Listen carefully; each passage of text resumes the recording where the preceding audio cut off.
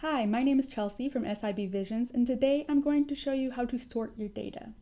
First, I need to open an existing screen by going to the Projects menu at the top. I will choose my customer screen. I want to make sure I'm in design mode.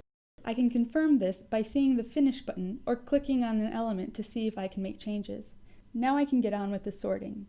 Basically, I just click on a column I want to sort by. For example, I can sort by zip code. By default, the first click will sort it by ascending values.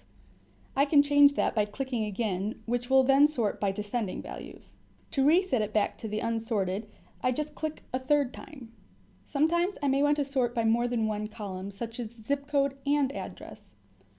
To do that, I just click on zip code as before and then click on the address column while simultaneously pressing the control button on my keyboard.